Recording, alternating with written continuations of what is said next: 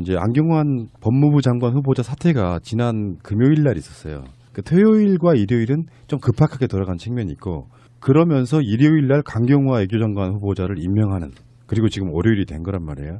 새롭게 월요일이 돼서 지금 쏟아지는 이야기들 중에는 문재인 대통령이 이제 안경환 후보자에 대해서 뭐 이런 표현도 사실 했어요. 검증이 아니해진 거 아닌가, 우리 스스로 마음을 새롭게 이제 가져야 한다, 이렇게 이야기를 했습니다.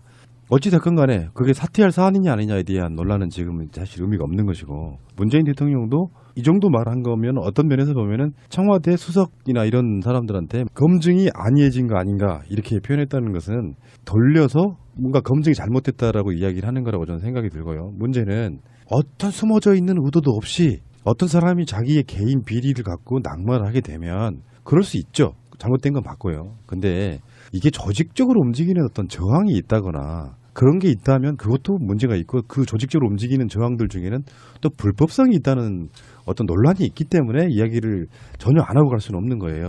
근데 이제 저는 용어에 대한 그 지적을 한 가지 하고 싶은 게, 지금 언론 기레기들이 마치 민의에 의해서 쫓겨났듯이, 또는 마치 야당의 어떤 그 맹렬한 질책과 이 진리를 밝히는 행위를 통해 가지고 청와대가 위기의식을 느끼고 있다, 뭐 이런 식으로 포장을 하고 있는데요.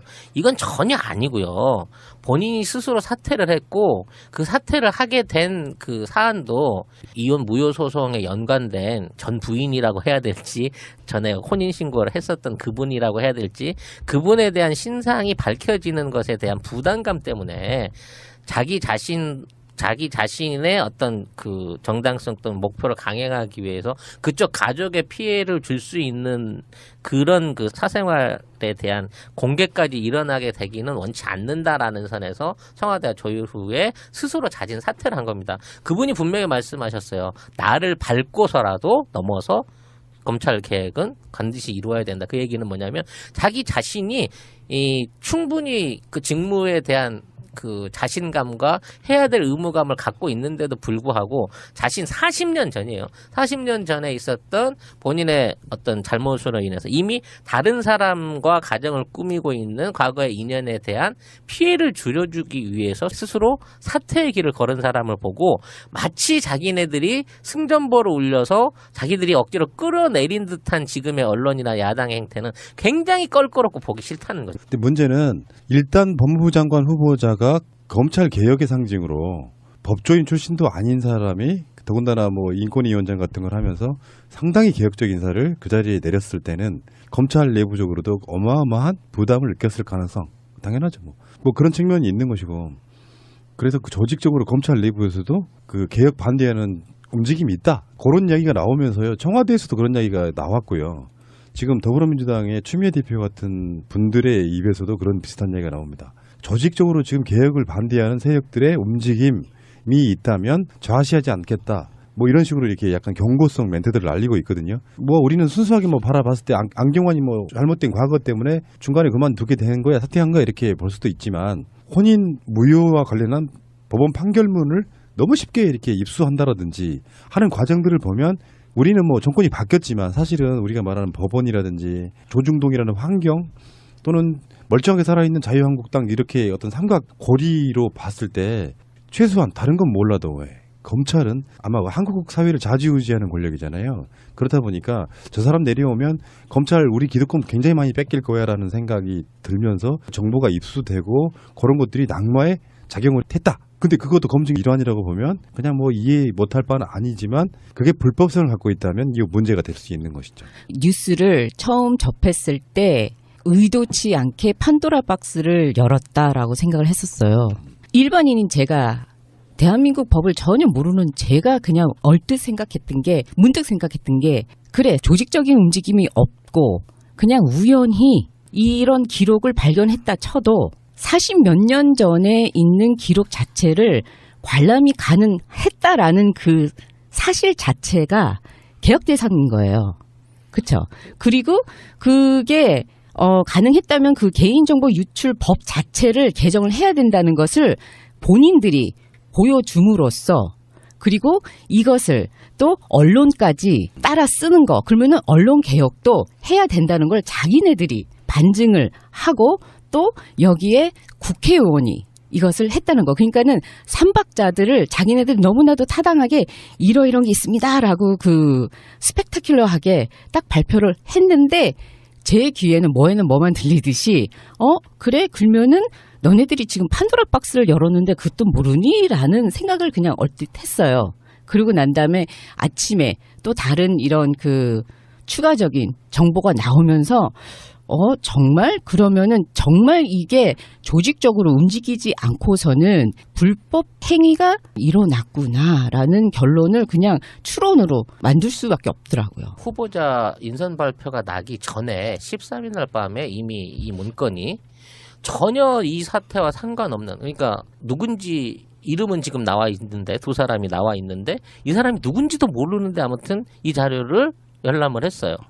무려 42년이나 된 자료가 원본이 남아 있었다는 것도 난 참 놀라울 정도인데, 하여튼 이 자료를 열람을 했단 말입니다. 이 자료는 청와대에서 이미 인사 관련된 사전 조사를 하는 과정 중에 무효 소송이 있었다는 사실을 국회에 제출했었다고 합니다. 그러니까 이런 류의 결혼 무효 소송이 42년 전에 있었다는 내용은 제출한 거예요. 이미 청문 보고 그 위에서 넘길. 근데 판결문은 못 구했어요. 왜?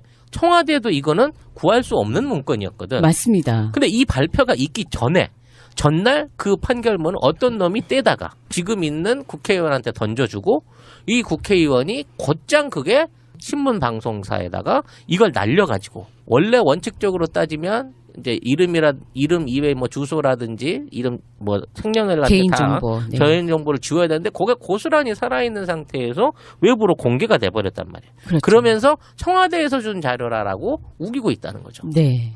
이거는 이분이 후보자로 올라간다라는 정보가 사전에 샜고 그 정보에 입각해서 이 사람을 낙마시키기 위해서 도대체 시비를 걸 수 있는 게 뭐 있을까? 옛날에 혼인 무효 소송이 있었다고? 이거 관련돼서 원본 네가 좀 떼와봐 라고 해서 준비를 한 거고, 발표가 나자마자 그게 전달돼서 넘어갔다는 확실한 시대적인 시간적인 추정이 가능한 거잖아요. 이건 완전히 내부적으로 장악돼 있는 어떤 조직에 아주 의도된 음해를 통해 갖고 이 사태가 만들어졌다는 게 분명하잖아. 그리고 그 공개되는 사실 자체가 불법이고 지금 있는 과정 발표 자체가 문제라는 게 밝혀졌으면, 자, 이 부분에 대한 책임 소지에 대해서 얘기를 꺼내야 되는데, 이제 얘네들은 잘 모르겠다, 자신은 책임이 없다, 합법적으로 다 했다. 더군다나 또 이런 얘기도 하는 거지. 그 스스로 사퇴하신 분을 생각해서 덮어두는 게 좋겠다. 이러니 씨. 근데 저는 이게 데자뷰가 된 게 사드 문건에 대해서 우리는 할 거 다 했고 보고할 거 다 했다라면서 군대는 다 썩었습니다라고 공포를 했잖아요. 그것처럼 서류 지급하는 기관의 그 라인 자체에 문제가 있습니다라고 공포를 했다라고 저는 들었어요. 핵심은 이런 거라고 봐요. 이런 재판, 이런 자료들 있잖아요. 이거는 법률상 이해관계가 있는 제3자여야만 재판서에 정본, 등본, 초본의 발급을 요청할 수가 있는데, 맞습니다. 예외가 있는 경우가 있습니다.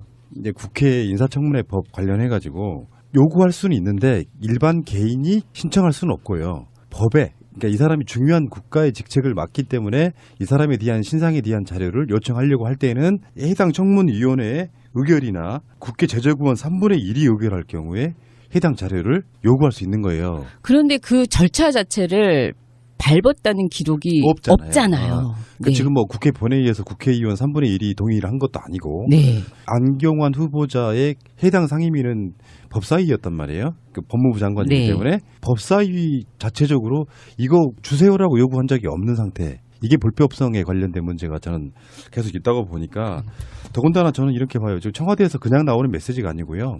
청와대에서 이렇게 보니까 관련해서 다른 부처랑 다르게 검찰 조직 내에서 안경환이 법무부 장관으로 오지 못하게 하는 조직적인 문제임이 있다고 공식적으로 이야기가 나오고 있어요. 그러니까 사실 그러겠지. 검찰들이 자기들 입장에서 뭐 개혁을 그냥 당하겠습니까? 저 사람이 오면 무서우니까 무서운 대로 훨씬 더 그걸 방해하면서 이렇게 딜레이 시키다가 보면 언젠가는 정말 만만한 사람은 내려와서 그냥 검찰 개혁 하는 둥 마는 둥 하게 하려는 어떤 그런 의도 같은 게 있을 수 있는 것이고요. 실제로 그런 게 있거든요. 제가 그래서 농담처럼 하는 말이, 털어서 먼지 안 난다는 개념이 뭐 세상에 다 뭐 그렇게 그런 거니까 그 사람을 쉴드 지려고 하는 말이 아니라, 그만한 사람 찾기가 힘든 거예요. 어떤 그 사적이든 뭐든 간에 어떤 흠을 갖고 있는 사람. 근데 이 사람이 무슨 연쇄살인범은 아니고 옛날에 그런 과거를 갖고 있지만 그 이후에 평생 살아오면서 굉장히 개혁적인 사람. 근데 그 사람 찾는 게 그렇게 쉬운 게 아니란 말이에요. 그러니까 무조건 실드 치자는 게 아니고요. 이거는 그냥 다 분리를 해서 불법적인 통로로 무엇이 됐으면 그거를 지금은 이 시점에서는 그거를 찾아내고 해결을 봐야 된다죠. 그리고 이거는 정말 웃기게 처음에는 생각을 했는데 저라도 지금 검찰이든 뭐 법무에 무엇을 있든 정말 옳은 말만 하시는 교수님이 오신다면 제자로서 참 불편할 거예요. 내가 했던 행동을 옳고 그름을 논리적으로 이렇게 딱 정리하시면서 이거는 좀 아니지 않나라고 하시면 좀 불편할 것 같아요. 일각에서는 뭐 국정원이 개입했을 것이다 이런 이야기도 나옵니다. 뭐 근데 그럴 수밖에 없죠. 그 국회의원이 김기춘이하고 같이 활동을 했던 전과가 있으니까. 그러니까 김기춘 비서실장 때 비서관이었던 사람이고요. 네. 김기춘 직속 이런 개념이고 저는 이렇게 생각하거든요. 개인적으로는 우리 영화 같은 데 보면은 형사들이 왜 그 정보원들 두고 뭐 범죄 조직 D라고 막 이런 식의 것들을 하잖아요. 검찰 쪽에서는 경찰과 다르게 정보원을 활용하지 그러니까 않는다는 건 아니고 국정원처럼 정보라인을 활용해 가지고 누구 뒤캐고 이런 건 못 한다고 봐요. 되게 리스크가 커요. 검찰이 그러고 있으면 검찰 수사관들도 해야 될 일이 그런 쪽 분야가 아니기 때문에 검찰이 영역을 준다고 하면 물냉영원이든 국정원 쪽에 영역 비슷한 걸 줄 수 있다고 보는데 검찰 쪽은 아니고 그가 들어오면 불편해지는 사람들이 이렇게 어떤 삼각 동맹 같은 걸로 있잖아요. 그래서 지금 그런 논란도 있잖아요. 주광덕 자유한국당 의원이 입수한 자료가 국회에서 기자회견 하기도 전에 TV조선에서 나가고 있고 그러니까 그런 삼각 동맹 이런 게 있는 거예요. 트라이앵글이 있는 거예요. 과거 최동욱 총장 찍어낼 때랑 똑같았죠. 조선일보와 제보자와 나중에 이제 거짓 증인까지 나서가지고 제도로서의 민주주의가 흔들리고 구타는 일은 이제 없습니다. 민주주의가 밥이고 밥이 민주주의가 되어야 합니다.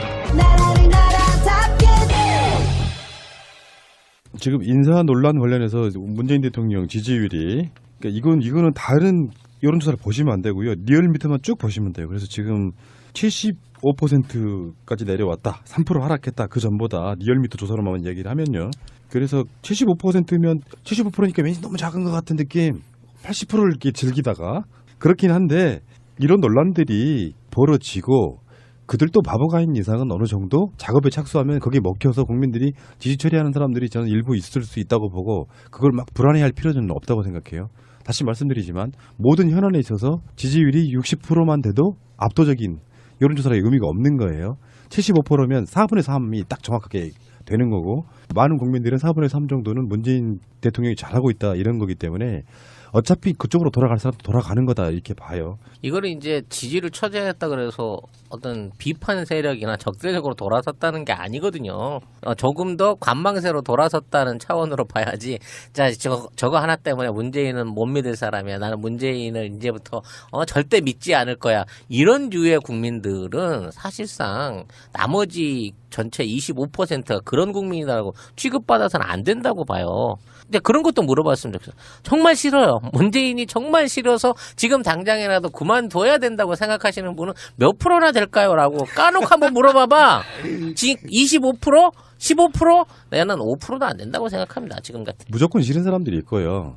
여론조사에 말하지 못하고 있다가 저런 게 터지면은 문재인도 별 수 없군 이렇게 하시는 분들이 있기 때문에 너무 욕심 부리는 것도 그렇고요. 저는 60%만 유지해줘도 저는 아주 훌륭하다고 보고. 제가 지난번 방송에서 얘기한 적이 있는데 75%에서 85%의 박스권에 갇힐 것이다라는 말씀을 드렸는데 이제 어느 정도 바닥을 좀 다지고 나면 이제 한미 정상회고가 이뤄지는 이달 말이 지나고 나면 저는 바로 85% 직전 최고치 넘어설 수 있는 수준으로 올라간다고 저는 장담하고 있습니다. 두고 보십시오.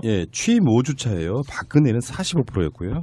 이명박은 52%였습니다. 그보다 20%에 30% 이상 높기 때문에 이건 뭐 걱정하실 필요는 없지만 사실 이런 게 흔히 말해 잔매라고 생각이 들거든요. 잔매에 맞다 보면 이제 국민이 돌아선다기보다는 언론이 그 핑계 삼아가지고 공격이 강화되고 지지율 떨어지고 있어. 여러분도 또 문재인 지지 처리해 주세요라는 그 시그널 보내면서 국민적인 공감대가 이렇게 떨어지는 건데 정보가 입수되고 그런 것들이 낙마에 작용을 했다. 근데 그것도 검증 일환이라고 보면 그냥 뭐 이해 못할 바는 아니지만 그게 불법성을 갖고 있다면 이거 문제가 될 수 있는 것이죠. 뉴스를 처음 접했을 때 의도치 않게 판도라 박스를 열었다라고 생각을 했었어요. 일반인인 제가 대한민국 법을 전혀 모르는 제가 그냥 얼뜻 생각했던 게 문득 생각했던 게 그래 조직적인 움직임이 없고 그냥 우연히 이런 기록을 발견했다 쳐도 40몇 년 전에 있는 기록 자체를 관람이 가능했다라는 그 사실 자체가 개혁 대상인 거예요. 그렇죠? 그리고 그게 가능했다면 그 개인정보 유출법 자체를 개정을 해야 된다는 것을 본인들이 보여줌으로써 그리고 이것을 또 언론까지 따라 쓰는 거 그러면은 언론 개혁도 해야 된다는 걸 자기네들이 반증을 실제로 움직이는 저항들 중에는 또 불법성이 있다는 어떤 논란이 있기 때문에 이야기를 전혀 안 하고 갈 수는 없는 거예요. 근데 이제 저는 용어에 대한 그 지적을 한 가지 하고 싶은 게 지금 언론 기레기들이 마치 민의에 의해서 쫓겨났듯이 또는 마치 야당의 어떤 그 맹렬한 질책과 이 진리를 밝히는 행위를 통해 가지고 청와대가 위기의식을 느끼고 있다. 뭐 이런 식으로 포장을 하고 있는데요. 이건 전혀 아니고요.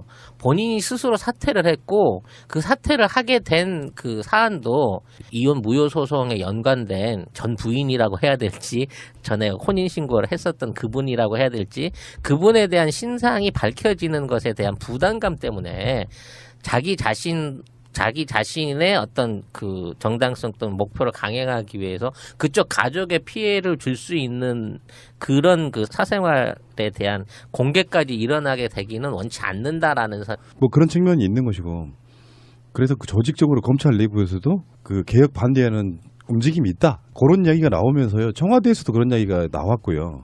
지금 더불어민주당의 추미애 대표 같은 분들의 입에서도 그런 비슷한 이야기가 나옵니다. 조직적으로 지금 개혁을 반대하는 세력들의 움직임이 있다면 좌시하지 않겠다. 뭐 이런 식으로 이렇게 약간 경고성 멘트들을 날리고 있거든요. 뭐 우리는 순수하게 뭐 바라봤을 때 안경환이 뭐 잘못된 과거 때문에 중간에 그만두게 된 거야, 사퇴한 거야 이렇게 볼 수도 있지만 혼인 무효와 관련한 법원 판결문을 너무 쉽게 이렇게 입수한다라든지 하는 과정들을 보면 우리는 뭐 정권이 바뀌었지만 사실은 우리가 말하는 법원이라든지 조중동이라는 환경 또는 멀쩡하게 살아있는 자유한국당 이렇게 어떤 삼각 고리로 봤을 때 최소한 다른 건 몰라도 검찰은 아마 한국 사회를 좌지우지하는 권력이잖아요. 그렇다 보니까 저 사람 내려오면 검찰 우리 기득권 굉장히 많이 뺏길 거야라는 생각이 들면서 그래서 청와대가 조율 후에 스스로 자진 사퇴를 한 겁니다. 그분이 분명히 말씀하셨어요. 나를 밟고서라도 넘어서 검찰 개혁은 반드시 이루어야 된다. 그 얘기는 뭐냐면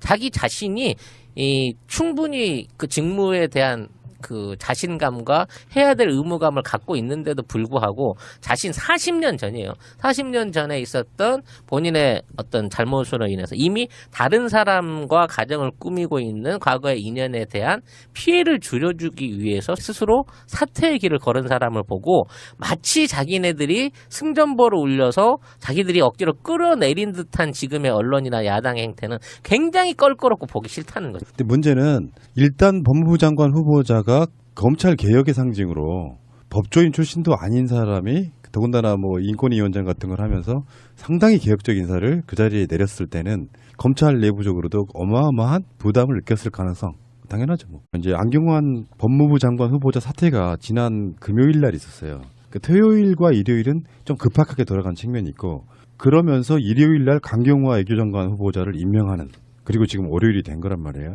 새롭게 월요일이 돼서 지금 쏟아지는 이야기들 중에는 문재인 대통령이 이제 안경환 후보자에 대해서 뭐 이런 표현도 사실 했어요. 검증이 아니해진 거 아닌가. 우리 스스로 마음을 새롭게 이제 가져야 한다. 이렇게 이야기를 했습니다. 어찌됐건 간에 그게 사퇴할 사안이냐 아니냐에 대한 논란은 지금 사실 의미가 없는 것이고 문재인 대통령도 이 정도 말한 거면 어떤 면에서 보면은 청와대 수석이나 이런 사람들한테 검증이 아니해진 거 아닌가 이렇게 표현했다는 것은 돌려서 뭔가 검증이 잘못됐다라고 이야기를 하는 거라고 저는 생각이 들고요. 문제는 어떤 숨어져 있는 의도도 없이 어떤 사람이 자기의 개인 비리를 갖고 낙마를 하게 되면 그럴 수 있죠. 잘못된 건 맞고요. 근데 이게 조직적으로 움직이는 어떤 저항이 있다거나 그런 게 있다면 그것도 문제가 있고 그 조직